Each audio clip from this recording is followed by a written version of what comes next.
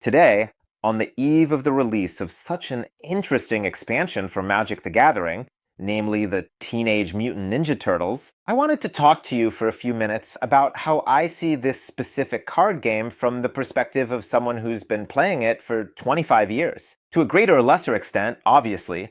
Well, I started out very casually. Before I touched the tournament scene, a few years went by, but Magic was the main form of entertainment in my life for most of the time. And I think I've developed a certain perception of this game, an understanding of the way it migrates, changes, and finds new audiences. The opportunity to talk seems very good right now, precisely because of these Teenage Mutant Ninja Turtles, because it seems that this is like the epicenter of the conversation about Magic right now.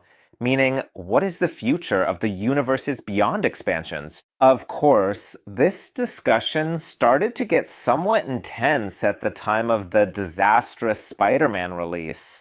Before that, Universes Beyond was, I would say, by those more traditional players, rather poorly received, or even unwelcome. Of course, Lord of the Rings was received really well. Those other things that came out, Baldur's Gate, well, there were some issues with overproduction of the product, but the world itself didn't get a yellow card from the players. There were some products that players weren't really that interested in. In my opinion, for example, Doctor Who was one of those releases. Assassin's Creed was even, you could say, a failure.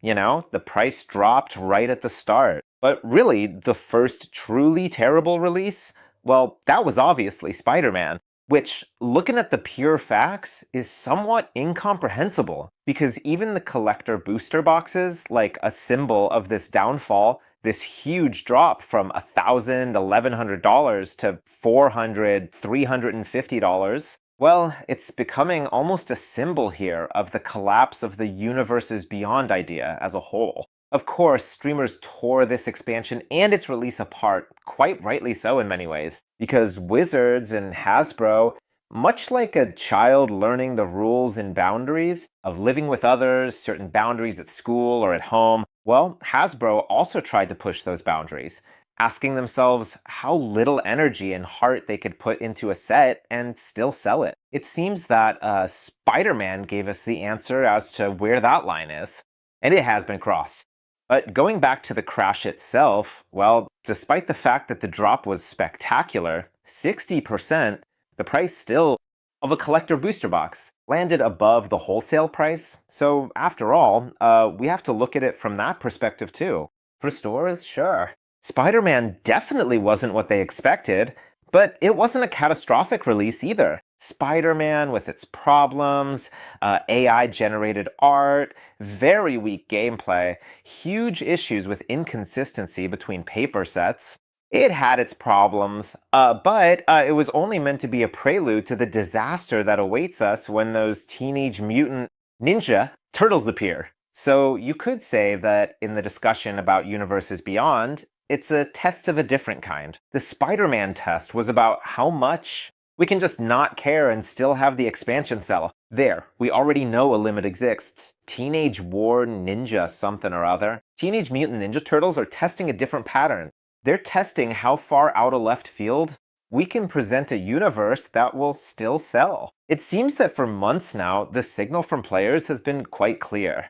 People are saying they're not interested, they won't do pre-releases, they won't play, and so on and so forth. But if we look at the prices of these boxes, play boxes, collectors, we see there's no price catastrophe. This expansion will be less liquid, because there will surely be a number of people, especially those, I'd say, as I called them before, traditional players, who really didn't like the direction Magic has taken. Of course, their protests will be reflected in the fact that the liquidity of this product will be lower, but logically, it seems there won't be as much of this product as Spider-Man. I haven't seen the numbers, but it seems like a very reasonable adjustment by Wizards, who definitely have plenty to print, so I don't think that while they could still make those decisions, they wouldn't have changed it so that the print run for these Ninja Turtles was just like what we have in Pokemon now.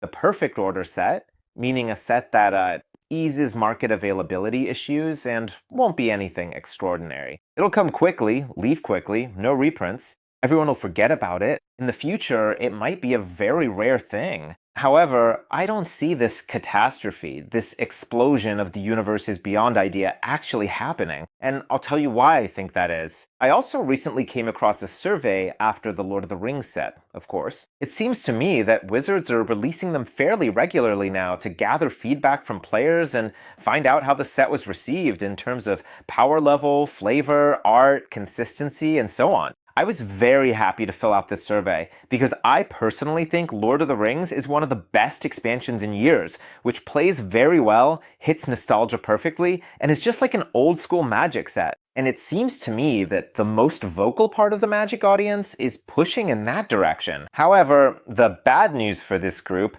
is that the Magic customer profile has changed so much that their protests might not be particularly effective. I still remember the times when I was in high school, nearly 20 years ago. Well, the profile of a Magic player was very specific back then. It was someone who plays, who builds collections, who likes the game, the atmosphere, that world.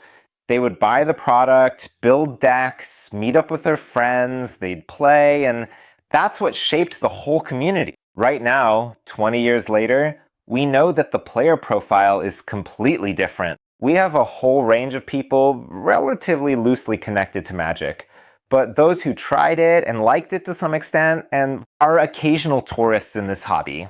Buying products, for example, or Commander, which became a mega popular edition, but also for various casual play. Generally, among these people, I think there's an acceptance of crossing the boundaries of, I don't know what to call it, common sense, regarding where these franchises are heading. Well, you could say, well, Teenage Mutant Ninja Turtles should be overkill by now, but no, I don't think they'll be overkill.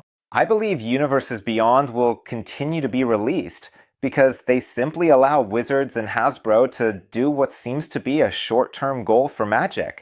Something started with Lord of the Rings, expanded by Final Fantasy, and something they still dream about in the context of future Marvel sets and other crossovers, meaning basically building and expanding this pool of not quite super engaged players who become occasional buyers. And this model's working out great. The popularity of Commander decks is very high.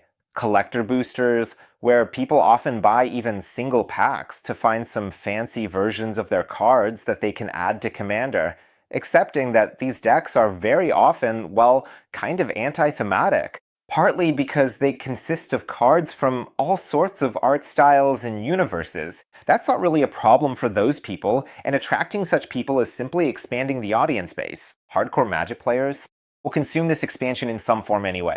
I'll probably play 2 or 3 drafts anyway, and I'll likely attend the pre-release as well. No matter what this expansion is like, and there have been some I really didn't like, I'll play. I'll probably have more or less fun with it. I'll forget about the Teenage Mutant Ninja Turtles, and I'll enjoy watching whether those surveys done by Wizards, or what happened to Spider-Man, or what might happen with the Turtles. Ninja will somehow correct the proportions between classic Magic and this modern Magic to a slightly different balance. I think that's very likely. It's clear that traditional Magic provides better press, while modern Magic provides a larger audience pool. The right balance seems to be good. Will I be investing in Teenage Mutant Ninja Turtles? No, I don't think I'll even get my traditional single collector box. I think for this specific expansion, it's hard for me to imagine it becoming a sought-after item anytime soon. Sure, I believe that in the long run, collector boxes are a good investment, but it's just a very heavy freezing of cash for a long time. And if anyone is considering buying a collector box from these newer editions, I'd like to point you, maybe in a slightly different direction, towards products that, well, have some time on the clock already. They don't seem attractive in any way right now, nor particularly unique in any way, meaning they're often just gathering dust on shelves, the first collector boxes. I happen to have Throne of Eldraine here. I checked the availability in Europe before recording. Well, it looks like there are about 70 units on Card Market, of which reasonably priced ones are, let's say, about 50 units. Of course, some people list them at very high prices, so they don't have to track them and just wait for it to sell at the right value. And if we look at the fact that for about 300 euros, we can get such a collector box, of which there are 50 units on Card Market right now, This is a collector box from the absolute beginning of the whole tradition of releasing collector boxes. And from other card games, we know that generally, sealed product collectors are a certain type of audience that hasn't appeared in Magic yet, but a while ago they weren't in One Piece either, so I wouldn't rule out that they won't show up here yet.